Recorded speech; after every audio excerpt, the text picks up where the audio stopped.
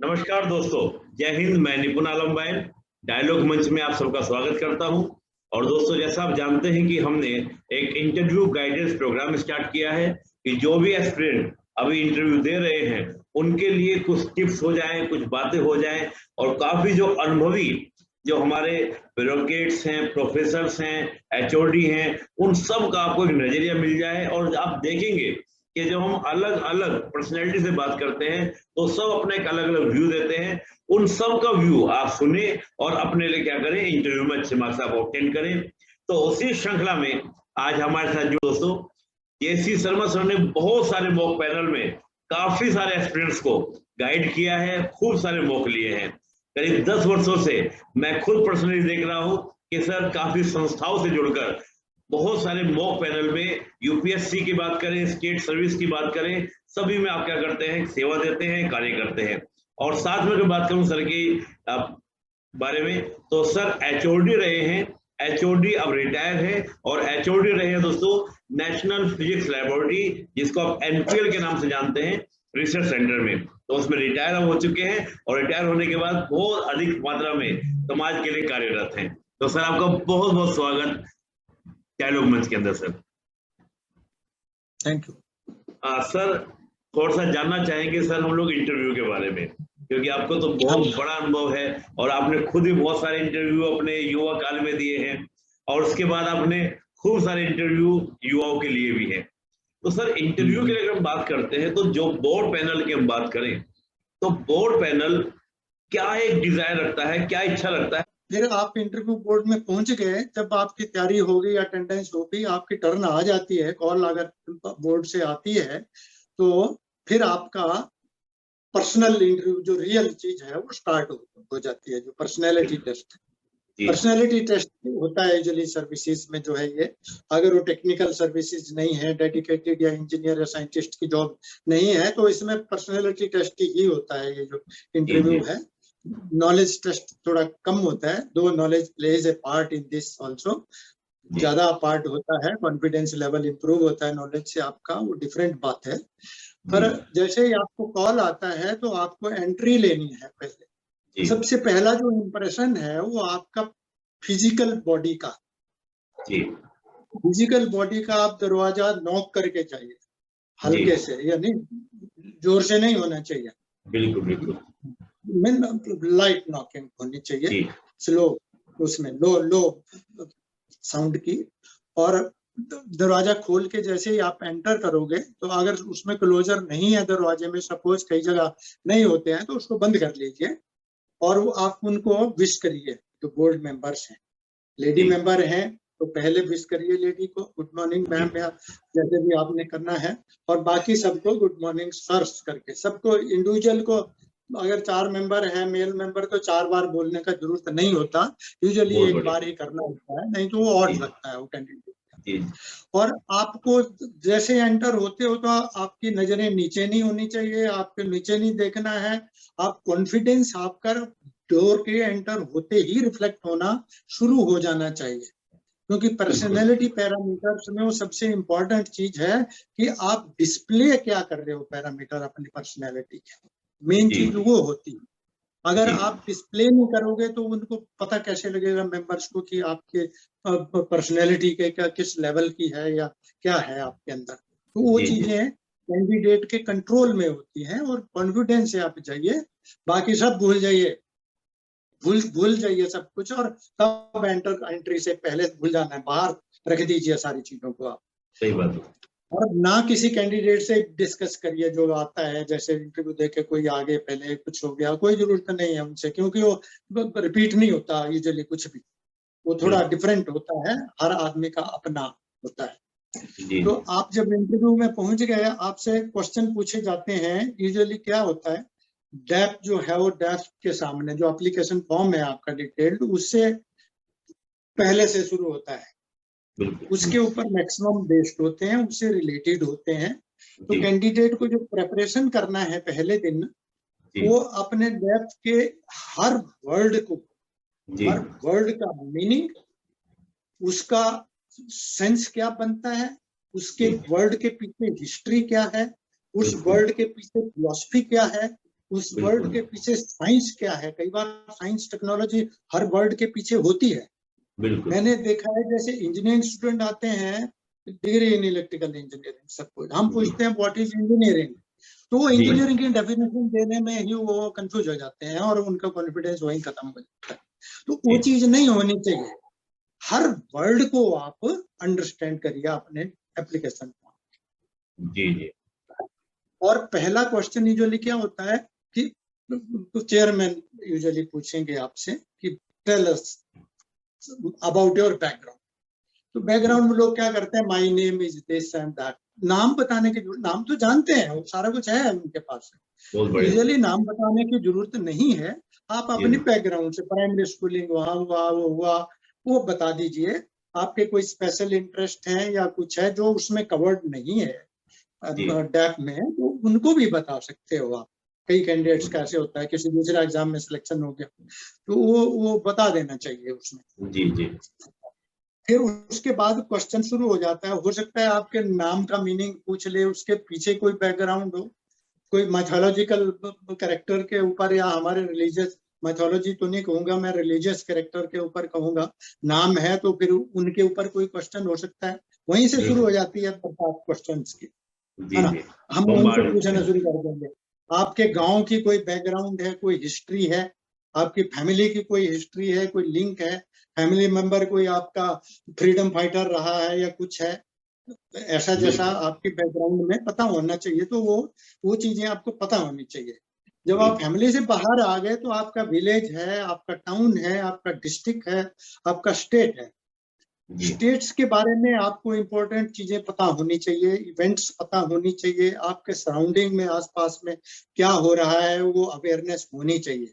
क्योंकि वो पर्सनैलिटी का एक पैरामीटर है, वो भी मेजर करने के लिए कि आपके आसपास क्या हो रहा है। तो आपकी आंखें बंद नहीं होनी चाहिए, रिएक्शन ना कीजिए आप, पर आपको नॉलेज होनी चाहिए उस चीज की, है ना।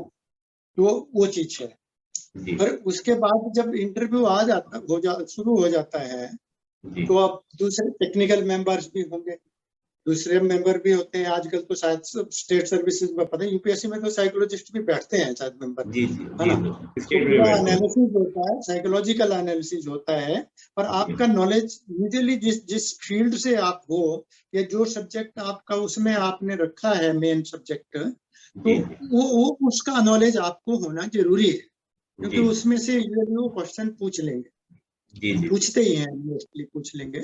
और इंजीनियरिंग बैकग्राउंड है या टेक्निकल है या लॉ बैकग्राउंड है, कोई मेडिसिन से आते हैं, कोई दूसरे किसी ऐसे एरिया से, प्रोफेशनल एरिया से जो आते हैं, उनको अपने प्रोफेशन का थोड़ा नॉलेज होना चाहिए।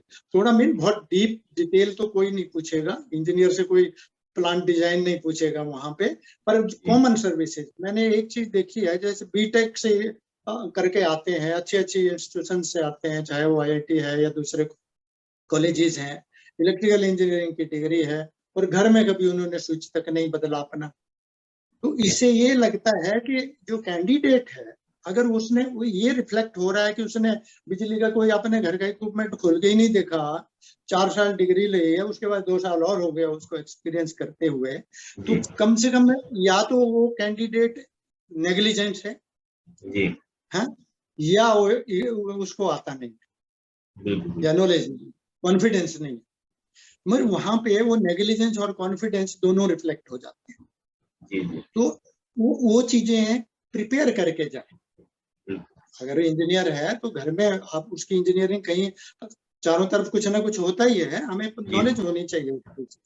अगर कोई लीगल वो है तो लीगल इश्यूज कई डिस्कस होते हैं, न्यूज़पेपर हैं अच्छे या हमारे दूरदर्शन चैनल्स हैं, वहां भी कई पैनलिस्ट होते हैं, कोई डिस्कस करते हैं, तो वहां से उसको वो पिकअप कर लेने चाहिए वो पॉइंट जो है आगे डिस्कशन के लिए। अवेयरनेस होना चाहिए आपने उसका। तो आप इससे आगे दूसरा क्वेश्चन पूछेंगे कोई या मैं कंटिन्यू? सब बड़ा इंटरेस्टिंग तरीके से आपने बताया, और स्टार्टिंग से लेके भाई आपको एंट्री कैसे करना है, गुड मॉर्निंग विश कैसे करना है, गुड आफ्टरनून विश कैसे करना है, और कुछ बेसिक सी बातें भाई जिस फील्ड से आप हैं उसकी आपको जानकारी होनी चाहिए। आपने बड़ा अच्छा एग्जाम्पल दिया कि भाई मान लीजिए आप इलेक्ट्रिक से हैं, आप इंजीनियर हैं, तो कम से कम एक स्विच बदलना ये एक जनरल सी बातें हैं, ये होनी चाहिए, पता होनी चाहिए। तो आपने बड़ी इंटरेस्टिंग बात बोली कि पर्सनैलिटी टेस्ट, एक बड़ा अच्छा वर्ड आपने दिया कि बाकी जगह तो हम नॉलेज चेक की बात कर सकते हैं, लेकिन अगर हम सिविल सर्विस की बात करते हैं तो यहाँ पर्सनैलिटी टेस्ट होता है। तो ये पर्सनैलिटी टेस्ट को हम थोड़ा सा डिफाइन करें तो ज्यादा चलेगा स्टूडेंट्स के लिए कि पर्सनैलिटी टेस्ट से क्या अभिप्राय होता है सर, इसमें क्या चीजें मायने करती हैं? गोरा, काला, पतला, मोटा, आपका ड्रेस ऑफ सेंस, क्या इसमें सब मायने करता है? Way of talking.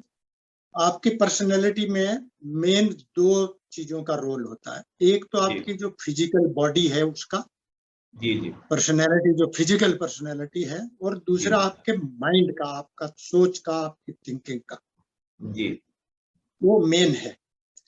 तो फिजिकल तो आपका ड्रेस तक या आपके बिहेवियर, आपने कैसे एंटर किया, आप जब इंटरव्यू बोर्ड में एंटर होते हैं तो आप वेट करिए उनको कि they allow you, they ask you to sit down, अपने आप जाके नहीं बैठ जाइए, वो थोड़ा अथॉरिटेटिव लगता है ना।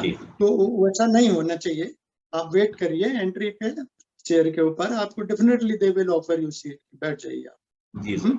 तो अगर चेयर थोड़ी कंफर्टेबल नहीं है तो पीछे खींचनी पड़ती है, तो आराम से खींचिए उसको, थोड़ा आवाज नहीं होनी चाहिए कि रगड़ के करिए, थोड़ा ध्यान रखिए वो चीज होनी। तो थोड़ा आपका जो है वो पेशेंस एंड पीसफुल वे में आपको काम करना है, जो भी करना है। पर्सनैलिटी में ये है कि आपका सबसे पहले तो है कि आपकी ऑनेस्टी, आपकी इंटेग्रिटी, आपका सिचुएशन रिएक्शन क्या है, आपका बड़ों के लिए और छोटों के लिए आपका बिहेवियर कैसा है, आपकी एडमिनिस्ट्रेटिव स्किल्स क्या है, ये सारी चीजें, कम्युनिकेशन स्किल कैसी, आप कैसे बात करते हैं, किस तरह से, वो सारी चीजें आपकी उसमें काउंट होती है। आपके सब्जेक्ट के ऊपर कमांड क्या है, एडमिनिस्ट्रेटिव कमांड कितनी है आपकी, वो चीज उसमें मोस्टली ऐसी जैसी चीजें आती है। हो सकता है और भी आए, अभी कई बार नहीं हमें आदत रहती है, पर मोटे तौर पे ब्रॉडली ये चीजें देखी जाती है। कई बार क्या होता है, सिचुएशन रिएक्शन टाइप के क्वेश्चन कैंडिडेट से पूछ लेते हैं, तो दोबारा फिर अगर कोई सिमिलर सिचुएशन थोड़ा चेंज करके पूछते हैं तो कई बार आंसर जो है वो कॉन्ट्राडिक्टरी हो जाता है, अपने ही आंसर को वो कैंडिडेट कॉन्ट्राडिक्ट कर लेता है। वो नहीं होना चाहिए, कैंडिडेट को थोड़ा सा ट्रैक रखना चाहिए कि मैंने इस टॉपिक के बारे में पहले क्या बोला है, तो वो थोड़ा वैसा होना चाहिए कि उसके अगेंस्ट ना जाए, वो अपनी बात के अगेंस्ट ना जाए।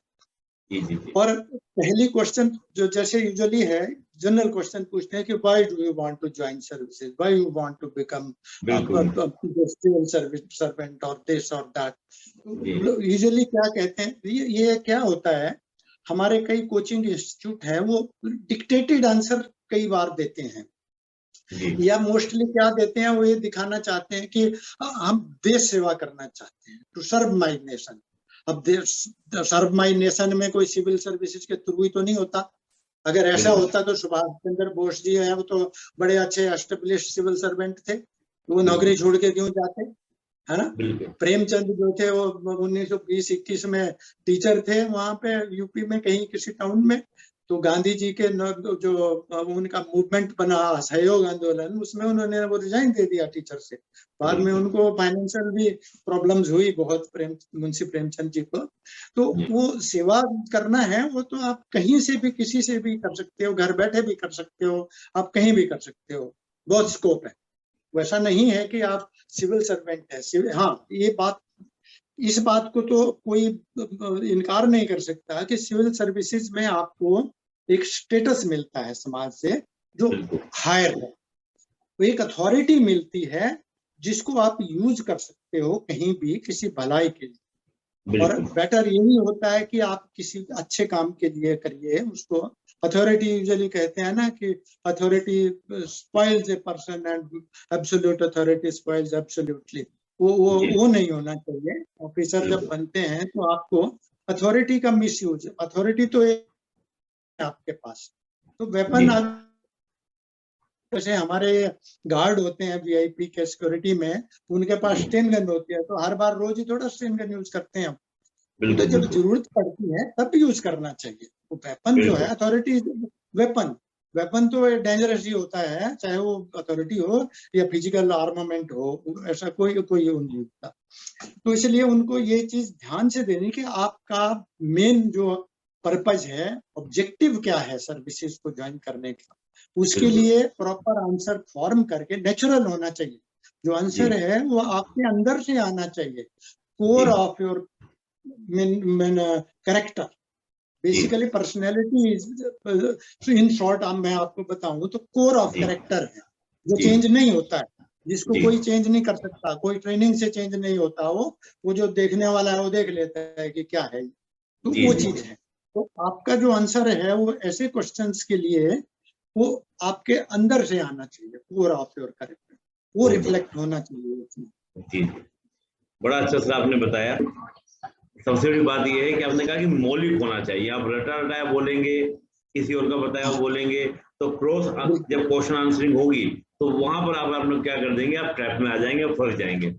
अगर आप मौलिक रहेंगे, जैसा आप नेचुरल आप सोचते हैं, आप सिविल सर्वेंट क्यों बनना चाहते हैं, तो आपके पास एक उसका अपना लॉजिक होना चाहिए कि हाँ भाई बचपन से मेरी इच्छा थी, या फिर मेरे को प्रेस्टीज दिखाई दिया, जो भी आपका है, आप रियल बोलेंगे तो ज्यादा बेटर रहेंगे। ये बात आपका बड़ा अच्छा मैसेज है सर। सर बड़ा अच्छा आपने, और अभी आपने एक जिक्र किया था सिचुएशनल कुछ बातों का। जैसे देखा जाता है कि हाँ, इंटरव्यू में क्या होता है सर, कोई फैक्चुअल बात पूछी गई, मान लो आपके माइंड में नहीं आ रही है, आपने सॉरी बोल दिया कि sir I don't recall this, but situational question आप ये नहीं कह सकते कि भाई सर सॉरी सर मैं नहीं बता पाऊंगा, वो तो आपको कोई जवाब देना होगा। और कई बार ऐसी सिचुएशन होती है कि हमारे पास आंसर ही नहीं है, तो ऐसी स्थिति में सर कुछ बताएंगे सिचुएशनल क्वेश्चंस को कैसे डील करें? सिचुएशन का मैं आपको एक एग्जांपल देके बताता हूँ।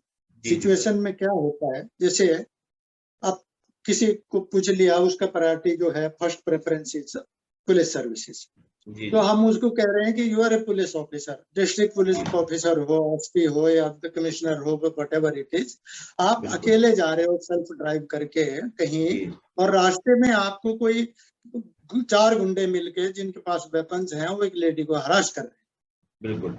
आपका मोबाइल फोन वहां काम नहीं कर रहा है, तो आपका रिएक्शन क्या होगा? और आपका जो ड्यूटी है वो वीआईपी सिक्योरिटी का है, आप 1 मिनट भी वेस्ट करेंगे तो आपको वो आगे कोई कॉम्प्लिकेशन हो सकती है, सिक्योरिटी थ्रेट्स हो सकती है। अब ऐसी सिचुएशन में कैंडिडेट क्या बोलेगा? जो बहुत ज्यादा भक्त होगा वो बोलेगा मैं तो छोड़ दूंगा, मैं तो उसको बचाऊंगा, वो 4 लोग है, वेपन उनके पास है, वो फिर अपने आप को ट्रैप कर हो जाएगा वहां पे, है ना? अच्छा, तो अगर वो कहता है इस सिचुएशन में, ठीक है, उसको कंपैशनेट होना चाहिए, ट्राई करना चाहिए, पर अपने आप को ट्रबल में तो मत डालिए। अगर अपने आप को लूज कर गया, अपने आप को थ्रेट हो गया उसको, तो फिर वो करेगा क्या? तो वो ठीक है, वो दूसरे में बोलेगा मैं तो अपनी ड्यूटी करूंगा, इट इज गुड। जो ड्यूटी एंड रिस्पॉन्सिबिलिटी पहले आती है गवर्नमेंट सर्वेंट्स के लिए, ड्यूटी एंड रिस्पॉन्सिबिलिटी के लिए जाएगा वो, तो इग्नोर कर देगा। फिर हमारा काउंटर क्वेश्चन ये होता है कि suppose she is your sister, फिर आप क्या करोगे? आप उसके लिए सिचुएशन आप टिपिकल होगी, सिस्टर अगर है तो उसको तो नहीं छोड़ सकता हो। जी जी देन जी जी जी सर, सिचुएशन अगर हम कहते हैं उनको कि आपकी सिस्टर है, तो आप क्या करोगे फिर? जी जी फिर तो उसका आंसर, या तो वो अगर ये बहुत ज्यादा कंफ्यूज हो गया तो बोलेगा मैं तो ड्यूटी करूंगा, आगे से किसी पुलिस ऑफिसर को बोल दूंगा या किसी का ड्यूटी लगा दूंगा या फोन कर दूंगा, कहीं वो हेल्प कर लेंगे। या अगर देखिए यहाँ पर उसका एक कंपोनेंट पर्सनैलिटी का ये आता है, how much you are committed to your family, आपकी कमिटमेंट फैमिली के लिए कितनी है। अगर उसकी कमिटमेंट फैमिली के लिए होगी, रिलेशनशिप के लिए होगी, तो वो बोलेगा कि मैं तो I will fight with them, I may have to die but I will try to save my sister, that is the answer. फिर ड्यूटी जाए भाड़ में, mean that should be the approach. तो वो चीज, ऐसी सिचुएशंस कई बार आती हैं हमारे जी, तो डिफरेंट टाइप में आए, वो किसी भी फॉर्म में आ सकती है सिचुएशन, जहां कंफ्यूज होना है। कंफ्यूज होने में प्रॉब्लम होती है, आपको 2 रास्ते हैं, दोनों में ही जाए तो दोनों में ही खतरा होता है। बिल्कुल। फिर आपको एक तो चूज करना ही करना है वो, और वो जस्टिफाई करना है, फिर उसको जस्टिफाई करना जरूरी है, वो चीज है। और जी सर, आगे एक और चीज बताना चाहता हूँ। इंटरव्यू बोर्ड में यूजुअली क्या होता है, जैसे कुछ कैंडिडेट मैंने देखा है वो क्या करते हैं कि बोर्ड मेंबर्स को अच्छी नॉलेज होती है, बहुत इंटेलिजेंट स्टूडेंट्स भी आते हैं, कई कैंडिडेट बड़े अच्छे होते हैं, पर वो उनको ओवर कॉन्फिडेंस में आके वो ये सोचते हैं कि मैं इम्प्रेस कर लूंगा किसी बोर्ड मेंबर्स को, तो वो ऐसी टर्मिनोलॉजी यूज करते हैं जैसे मैंने टेक्निकल में देखा आर्टिफिशियल इंटेलिजेंस और वो IoTs एंड बड़ी एडवांस जो कटिंग एज टेक्नोलॉजी की बात करते हैं, और उतनी नॉलेज उनको होती नहीं है। अब वो सोचते हैं कि ये तो पुराने लोग हैं, इनको ये नहीं होगा, पर उनको ये नहीं पता 40 साल 35 साल की जॉब करके आए हैं तो इनकी नॉलेज तो अपडेटेड होती है, तो वो चीज अवॉइड करनी चाहिए, बिल्कुल अवॉइड करनी चाहिए। और जो स्ट्रेटेजी होती है इंटरव्यू में, बेसिकली जब क्वेश्चन पूछा गया तो कैंडिडेट को he should concentrate on the core of the question, उसको ध्यान से सुनिए और उसमें ये समझिए कि क्वेश्चन क्या है। जब तक क्वेश्चन समझ नहीं आएगा आप अपना आंसर फ्रेम नहीं कर सकते। वो चीज है, क्वेश्चन को समझ के उसको, चाहे वो आता भी है, आप बहुत इंटेलिजेंट हैं, then also don't rush to the answer, immediately bombardment मत करिए, उसमें कई बार स्लिप हो जाता है कैंडिडेट, मैंने देखा। तो आप पेशेंस रखिए, वहां पेशेंस का जरूरत है, और 2-3 सेकंड सोच के फिर उसको प्रॉपर फॉर्मुलेट करके आंसर को, स्ट्रक्चर्ड आंसर होना चाहिए, टू द पॉइंट होना चाहिए, और बहुत लंबा नहीं होना चाहिए। आधा मिनट से 1 मिनट, यूजुअली एक क्वेश्चन में 1 मिनट एवरेज चलता है मेरे ख्याल से, तो हर इंटरव्यू में। तो आपका आधा मिनट भी ले सकते हैं, थोड़ा सा लंबा है तो बोल भी सकते हैं, पर बोलने के बाद कई कैंडिडेट क्या होते हैं, उनको नॉलेज ज्यादा होती है तो वो रुकते नहीं, वो चलते रहते हैं। ऐसा नहीं होना चाहिए। क्वेश्चन का बाउंड्री जहां खत्म हो गई वहां आपका आंसर क्लोज हो जाना चाहिए, वहां रुक जाना चाहिए, wait for the member to ask next question और हिज रिस्पॉन्स। बहुत बढ़िया। और हाँ, एक चीज और होती है, यूजुअली आई कांटेक्ट हम बोलते हैं कि बोर्ड मेंबर्स का मॉनिटरिंग होनी चाहिए थोड़ी। कैंडिडेट जो है, candidate is answering to the board, board mean all the members, एक मेंबर को नहीं है। इसलिए उसका जो बीच में एक टेक्निकल मेंबर, अगर इंजीनियरिंग स्टूडेंट है तो एक इंजीनियरिंग बैकग्राउंड का मेंबर होगा, बाकी नॉन इंजीनियरिंग हो सकते हैं वो। तो आपका आंसर जो है वो ऐसी सिंपल फॉर्म में होना चाहिए कि दूसरे लोग भी समझ जाएं उसको। देखिए, इवैल्यूएशन तो सभी कर रहे हैं ना, अल्टीमेटली जो ओपिनियन होगा वो सबका कंसोलिडेट होके एवरेजिंग होनी है। तो आपको आंसर देने में इस तरह होना चाहिए कि वो मतलब सबके समझ में आ जाए। उसके बाद अगर टेक्निकल मेंबर कोई ज्यादा टेक्निकल बात पूछता है, then you can be 100% technical in your language, तब बात हो टेक्निकल हो सकती है। तो वो चीज ध्यान रखनी चाहिए। जी सर, बड़ा अच्छा आपने बताया, और सबसे बड़ी बात है कि टू द पॉइंट रहना है। आप जितना ज्यादा एलेबोरेट करेंगे उतना ही ज्यादा आपके क्रॉस क्वेश्चनिंग होगी और उनको भी अच्छा नहीं लगेगा। आपको टू द पॉइंट बोलिए, आप सेफ साइड से निकलते चले जाइए। सर एक प्रश्न और, हर एस्पिरेंट्स के लिए बड़ा परेशान रहते हैं उसके लिए, और अक्सर पूछते रहते हैं सर हॉबी को लेकर, इंटरेस्ट को लेकर। कई बार मैंने देखा कि एस्पिरेंट्स अपनी गैप्स में क्या 3-4 हॉबी लिख देते हैं कि सर मुझे क्रिकेट भी पसंद है, मेरे को कुकिंग भी, मेरे को किचन गार्डनिंग भी पसंद है, बहुत सारी हॉबी लिख दी। तो वो ये नहीं समझ पाते कि इंटरेस्ट में क्या अंतर होता है और हॉबी में क्या अंतर होता है। तो थोड़ा इस बारे में आप जानिए कि आपका विचार क्या है सर हॉबी इंटरेस्ट को लेकर। देखिए, इंटरेस्ट जो है, इंटरेस्ट तो कोई रेगुलर टाइप की चीज नहीं होती। आपको कई चीजें अच्छी लगती हैं, कई नहीं लगती है। आपको घूमना अच्छा लगता है, आप रोज नहीं जा सकते। आप कहीं हिस्टोरिकल साइट पे जाना है, वो इंटरेस्ट में, हॉबी भी हो सकता है पर इंटरेस्ट भी हो सकता है। वो दोनों चीज, कई चीजें हैं वो दोनों साइड में फिट होते हैं। पर हॉबी जो है आपकी, वो चीज है जो आप स्पेयर टाइम में आप उसको एक किस्म से अपनी लाइफ का पार्ट बना लेते हैं। Hobby is part of your life. Interest जो है वो थोड़ा कैजुअल वे में लेते हैं हम। इंटरेस्ट उतना कंपलसरी नहीं होता, उतना हमारे डेप्थ में नहीं जाता हमारे लाइफ में जितना हॉबीज जाती है। तो हॉबी यूजुअली लोगों का, कैंडिडेट्स का ट्रेंड कुछ कैंडिडेट्स का होता है कि वो जितनी ज्यादा लिखेंगे वो शायद बड़ा बड़ा इम्प्रेसिव होगा, पर उनको ये नहीं पता कि उसमें तो अब फोटोग्राफी जैसे लिख दिया, एक ने फोटोग्राफी भी लिख दिया, कुकिंग भी लिख दिया, कुछ और भी लिख दिया है, योगा भी लिख देते हैं, मेडिटेशन भी कर दिया। अब फिर वो एक्सपर्ट जो बैठे हैं, एक्सपर्ट तो एक्सपर्ट ही होता है ना, वो जो एक्सपीरियंस लोग बैठे हैं वो उनको ध्यान रखना चाहिए। एक तो जितना हो सके एक हॉबी या दो, एक ही बहुत होती है। हॉबी बहुत ज्यादा लिखने का कोई लॉजिक नहीं होता, और बहुत ज्यादा होती भी नहीं है किसी की भी। सही बात है, होती नहीं, टाइम नहीं निकाल एक हॉबी कोई होनी चाहिए और आपको उसकी नॉलेज होनी चाहिए।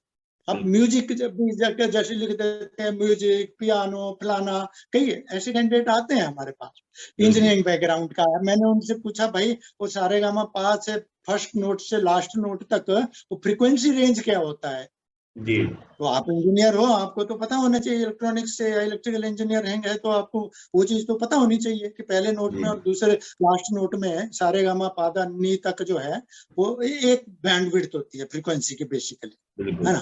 तो वो मीन जितना पहले शुरू होती है वो डबल फ्रीक्वेंसी पे एंड होता है, फिर उसके आगे अगला पैटर्न वो शुरू होता है, नेक्स्ट उसका डबल होता जाता है, और वो 7-7 नोट या 12-12 नोट इंटरमीडिएट होते हैं, 5 वो करते जाते हैं।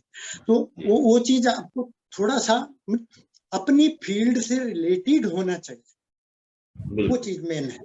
आपकी फोटोग्राफी अगर आप करते हो तो आपको थोड़ा सा नॉलेज कैमरा का होना चाहिए, थोड़ा सा आजकल डिजिटल कैमरा है, पहले वो रील टाइप के होते थे, हाँ, फिर वो क्विक एक आपने देखा होगा वो क्विक प्रिंटिंग वाला, वो प्रिंट आउट भी साथ ही दे देता था, है ना, उसका नाम भूल गया मैं। चलिए, फिर आप डिजिटल कैमरा का वो है, बड़े हाई डेफिनेशन कैमरा आ रहे हैं, बहुत प्रिसीजन के आगे हाईटेक हो गया सब कुछ। तो वो थोड़ी सी अपडेट ब्रॉड नॉलेज होनी चाहिए, डीप जरूरत नहीं है। अगर पूछते हैं आपको तो कम से कम ये तो पता लगे कि आपकी हॉबी यार कुछ इंटरेस्ट है, इसको कोई ना कोई क्यूरियोसिटी है अपने इस हॉबी में नॉलेज बढ़ाने की। मगर दूसरों को ये हॉबी का मतलब है कि हम उसके बारे में दूसरों को कुछ बताने लायक बन जाए, वो मेन चीज है। बहुत बढ़िया, बिल्कुल सही बात है सर, क्योंकि हॉबी के लिए समय निकाल पाना, 2-3 हॉबी होना ये बड़ा टफ सा जॉब हो जाता है। तो हॉबी एक ही होती है मोस्टली सभी लोगों की, आपकी भी सर मुझे लगता है, मेरी भी, सबकी वही हॉबी मुश्किल से हो पाती है, क्योंकि उसके लिए आपको समय, आपने कहा लाइफ ऑफ पार्ट, बिल्कुल सही बात है। इंटरेस्ट तो 5-6-10 हो सकते हैं कि घूमना पसंद है, नेचुरल प्लेस पे जाना पसंद है, गार्डनिंग करना पसंद है, लेकिन हॉबी, और हॉबी का पूरा यानी कि 360 डिग्री हॉबी आपको पता होनी चाहिए। आपने मान लो सिंगिंग लिखा, आपने लिखा कि आप लिसनिंग गाने सुनना आपको पसंद है, तो गाने के बारे में पूछे भी फलाना कौन सा सिंगर्स का बताइए, गजल गायकी, बहुत सारी चीजें हैं, तो बहुत अच्छे से आपने बताया। तब मैं एक लास्ट प्रश्न आपसे करूंगा, आपका काफी समय मैंने ले लिया। सर मेरा लास्ट प्रश्न ये कि कुछ ऐसी बात जो एस्पिरेंट्स को आप अपनी ओर से मैसेज देना चाहें कि भाई ये आपको इंटरव्यू में ध्यान रखना है, ये तो आपको फोकस करना ही करना है। ओके, अब ऐसा है, चलिए कोशिश करता हूँ, ऐसे कोई मेरे पॉइंट याद आता है। खासकर जैसे इंटरव्यू बोर्ड में जाते हैं, कैंडिडेट को ये कभी नहीं भूलना चाहिए कि जो हमारे बोर्ड मेंबर बैठे हैं वो बहुत सीनियर है, एक जनरेशन अप है वो उनसे। तो उसको ये उनको जैसे हम आर्गुमेंट में इन्वॉल्व नहीं होना चाहिए कैंडिडेट को कभी भी। बिल्कुल सर। तो अगर आप आर्गुमेंट में इन्वॉल्व होना चाहते हो, या तो फिर आपके पास बहुत ज्यादा सॉलिड बेस हो, तब हो सकता है, बट अवॉइड करना चाहिए आर्गुमेंटल जो चीजें हैं, ये चीज नहीं होनी चाहिए। उनका जो रिस्पेक्ट है बोर्ड में वो बिल्कुल मेंटेन रहना चाहिए। और अगर एक चीज और होती है, अगर सपोज सारे क्वेश्चन जो पूछेंगे उनके आंसर कैंडिडेट को सबके थोड़ा आते हैं, कोई भी नहीं दे, हम भी बैठेंगे किसी में, हम अपनी फील्ड के भी 100% आंसर नहीं दे पाएंगे। तो अगर नहीं आता है तो उसको ये मत समझिए कि आपका ये नेगेटिव पॉइंट है, ऐसा कुछ नहीं है। आपका पर्सनैलिटी टेस्ट है। प्रॉब्लम ये है, अगर आप किसी चीज को हैंडल नहीं कर पाते हैं तो आप उसको फेस कैसे कर सकते हो, एनालाइज करके दोबारा रिव्यू करिए उसको बाद में। देखिए, सिविल सर्विसेज ऑफिसर जाएंगे, जरूरी तो नहीं आप हर चीज के एक्सपर्ट हैं, आप कहीं से कंसल्ट कर सकते हो, कोई और चीज कर सकते हो, दूसरों को पूछ सकते हो, आपके सबॉर्डिनेट हैं, बड़े एक्सपीरियंस सबॉर्डिनेट होते हैं, छोटी पोस्ट के ऊपर भी मैंने देखा है अपनी जिंदगी में, बहुत बड़े बड़े एक्सपर्ट, जूनियर भी एक्सपर्ट होते हैं और सीनियर्स में भी मिलते हैं। तो आप उन चीजों का ध्यान रखिए कि आपको कहाँ से क्या एडवाइस लेनी है। ऐसे बोर्ड मेंबर के साथ मेरे ये चीज अवॉइड होनी चाहिए। बिल्कुल बिल्कुल सर, तो बड़ा अच्छा। जी जी सर।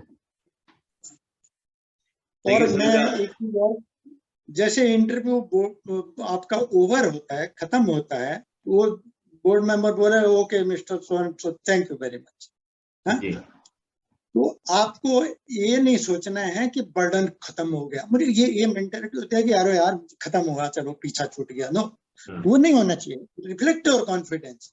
आप वो थैंक यू बोलते हैं तो बैठे बैठे थैंक यू नहीं बोलना, एटलीस्ट खड़े हो जाइए, खड़े होके थैंक यू बोलिए, खड़े होके थैंक यू बोलना चाहिए। साइड में एक स्टेप लेके चेयर को अगर खिसकाया आपने, उसको उसकी जगह करिए एंड से thank you to all, thank you sir and और थैंक यू मैम, एंड तब मूव आउट करिए विद कॉन्फिडेंस, स्माइलिंग। और स्माइल को थोड़ा मेंटेन रखना चाहिए बीच बीच में भी। और एक चीज और बताना चाहता हूं मैं, कई सिचुएशन रिएक्शन वाले क्वेश्चन होते हैं, उनका कोई लिटरेरी आंसर या एकेडमिक आंसर नहीं होता है। बिल्कुल। जैसे खुशवंत सिंह जी का इंटरव्यू था यूपीएससी में, कहते हैं, सुना है, मैंने पढ़ा है। तो उनसे पूछा गया कि ये इंडियन लायर्स, वकील हिंदुस्तानी और ब्रिटिशर जो हैं, ब्रिटिशर लायर तो फीस भी कम लेते हैं और बड़ा कम जल्दी केस डिसाइड करा देते हैं, हमारे जो लायर हैं यहाँ के वो बड़ा लंबा केस खींचते हैं। अब इसमें जो इम्पोर्टेंट चीज है उनका आंसर क्या था, इसमें तो आप हर आदमी का अलग आंसर हो सकता है, वो जस्टिफाई करेगा जी क्यों होता है, कहानी बन सकती है।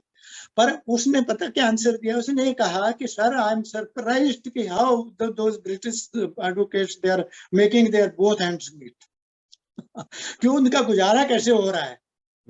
और वो उसको मैक्सिमम मार्क्स मिले थे उस इंटरव्यू में, कहते हैं 2-3 क्वेश्चन ऐसे बड़े इंटरेस्टिंग थे। तो कई क्वेश्चंस को हम ह्यूमरस वे में भी ले सकते हैं आंसर को। और आंसर जो है, देखिए मैं अब इसके बाद आपका कोई स्पेसिफिक क्वेश्चन तो नहीं है ना? नहीं सर। ओके, मैं एक चीज बताऊं, आंसर जो है, देखिए यूजुअली इंटरव्यू में 3 टाइम्स कैंडिडेट बुलाते हैं जो प्रैक्टिस है ना। आप ऑलरेडी जो रिटर्न क्वालिफाई करके 98-99 परसेंटाइल होता है, 100 में 1 निकलता है वहां से। अब यहाँ पर जो है वो 3 में 1 निकलेगा जी। आपको 70% को बीट करके निकलना है जी, है ना। तो इंटरव्यू में 70% रह गए आपके, 2/3 को निकल के अब 1/3 लेने हैं। उसमें आपको ये होना चाहिए कि सोचने का टाइम, जब क्वेश्चन के ऊपर कंसंट्रेट होकर आपने सोच लिया, तो आंसर ऐसे ढंग से होना चाहिए। एक तो कॉमन आंसर होता है कि जो एक क्वेश्चन आपने पूछा, जैसे ये खुशवंत सिंह जी वाला केस था, कोई भी बोल सकता था वो वकील अच्छा है, ऐसा है, हमारा सिस्टम ऐसा है, वैसा जो भी व्हाटएवर। दूसरा एक अनकॉमन आंसर होता है जो ज्यादा इंप्रेसिव होता है। बिल्कुल, बोर्ड के मेंबर्स को आंसर ऐसा होना चाहिए जो कैची हो, बोर्ड के मेंबर आपकी तरफ को अट्रैक्ट हो जाएं। मैंने इस ढंग से सोच के आंसर दीजिए। ऐसे क्वेश्चंस में ये बड़ा बेनिफिट होता है और उसका बेनिफिट ओवरऑल कैंडिडेट्स को बहुत ज्यादा मिलता है। बिल्कुल बिल्कुल, ये चीज है। हाँ बिल्कुल, यानी कि आपका आंसर थोड़ा सा मौलिक हो, लीक से हटके हो, एक कॉमन सा जो सब लोग बोल रहे हैं वही बोलेंगे, तो फिर क्या डिफरेंस है? अनकॉमन होना चाहिए। देखिए, अगर आपने कंपटीशन लेना है तो you have to be uncommon.